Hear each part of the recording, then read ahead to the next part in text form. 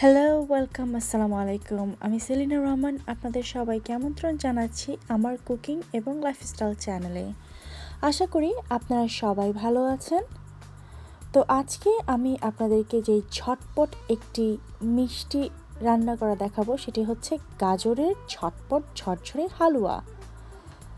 চলুন দেখে নিই গাজরের এই হালুয়াটি করতে কী কী লাগছে। গাজর আমি নিয়েছি এখানে বড় বড় 3টি, যেটি 2 কাপ হয়েছে। বাটার এরকম একটি স্টিকের অর্ধেক, সেটি 4 টেবিল চামচ, এবং এরকম কুচি করা কাঠবাদাম এবং চিনি আমি যা দিয়েছি আধা কাপের মতো হবে, এবং আপনারা চাইলে কম বেশি বাড়িয়ে নিতে পারেন, এবং 3টি এলাচ। গাজরের খোসাটাকে ছাড়িয়ে নিয়ে সেটাকে এভাবে খুব চিকন করে এভাবে কুচি করে নিন।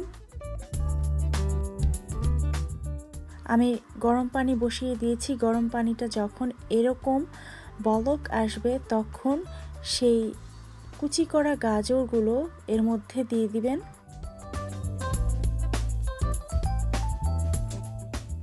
খুব মিহি কুচি হতে হবে, এবং এই খুব হাই হিটে এটাকে এক্স্যাক্টলি 2 মিনিট আমি এই বলক আসা পানিতে সেদ্ধ করব। ঢেকে দিব না, এবং 2 মিনিটের বেশি যেন না হয়। শুধুমাত্র গাজরের যে একটা স্ট্রং ফ্লেভার আছে সেটাই আমরা একটু দূর করার চেষ্টা করছি। ঠিক 2 মিনিট পরে এটাকে ঝাঁঝরিতে এভাবে ছেঁকে নিতে হবে।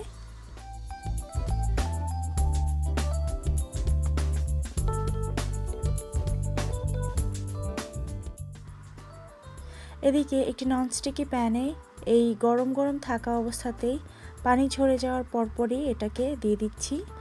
আপনাদের যাদের ননস্টিকি হাঁড়ি নেই, যদি না থাকে বাসায়, তাহলে আপনারা এর সাথে 1 চা চামচ পরিমাণ তেল দিয়ে দিতে পারেন, রান্নার তেল, অথবা আপনারা চাইলে ঘিও দিয়ে দিতে পারেন 1 চা চামচ। এর মধ্যে আমি এলাচ 3টে দিয়ে দিলাম। এলাচটা আমি ভেঙে দিইনি, তাহলে বিচিটা একদম ছড়িয়ে যাবে আর খুঁজে পাওয়া যাবে না। খুব ভালো করে এটাকে নেড়ে চেড়ে একটু ভাজা করতে হবে যাতে পানিটা শুকিয়ে যায়।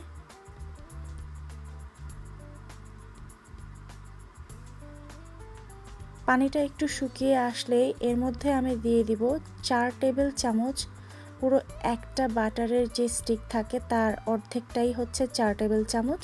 তো সেই অর্ধেকটা স্টিক বাটার আমি এর মধ্যে দিয়ে দিচ্ছি, এবং এটাকে এভাবে নেড়ে নেড়ে সেই বাটারটাকে গলিয়ে নিতে হবে। আপনারা চাইলে বাটারের বদলে যেই ঘি পাওয়া যায় সেই ঘিও দিতে পারেন। সেক্ষেত্রে ঘি দেবেন 3 টেবিল চামচ। তবে আমার কেন যেন বাটারের ফ্লেভারটাই এই গাজরের হালুয়াতে ভালো লাগে। এখন আমি চিনি দিয়ে দিচ্ছি। আমি যেই পরিমাণ চিনি দিয়েছি সেটি প্রায় আধা কাপের মতো হবে, তবে যারা একটু মিষ্টি কম বেশি খান তারা অ্যাডজাস্ট করে নেবেন। চিনিটা দেওয়ার পরে একটু পানি উঠবে এবং পানসে মনে হবে, কিন্তু আপনাদেরকে সেটা নেড়ে চেড়ে সেই পানসে ভাবটাকে দূর করতে হবে। এটা ঝটপট খুবই সহজ একটা ডেজার্ট। আপনারা নিজেরা যারা মিষ্টি পছন্দ করেন তারাও এটা ঝটপট করে নিতে পারেন, মেহমান আসলেও এটা করে দিতে পারেন। এভাবে কুচি করা কাঠবাদাম আমি আরও এটাকে ভেঙে এর মধ্যে দিয়ে দিলাম।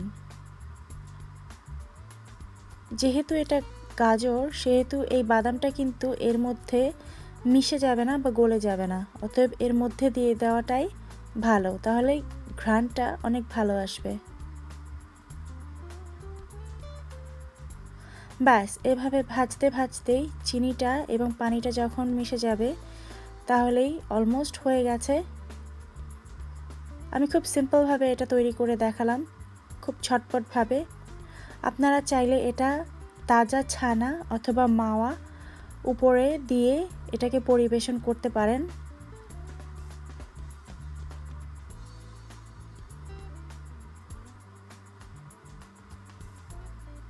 খুবই ঝটপট হলেও এটার স্বাদ কিন্তু অসাধারণ আর দেখতেও এত সুন্দর হয় যে যারা দেখে তারাই একটু চেখে দেখতে চায়। আমার সবসময় চেষ্টা থাকে খুব সহজ এবং সিম্পলভাবে রান্নার ভিডিও দিতে, এবং আশা করি আপনাদের আজকের রান্নাটাও খুব সহজ লেগেছে, কারণ রান্না তো সহজই হওয়া উচিত, তাই না? নতুন কোনো রান্না নিয়ে খুব শীঘ্রই হাজির হব। সেই পর্যন্ত সবাই ভালো থাকবেন। আল্লাহ হাফেজ।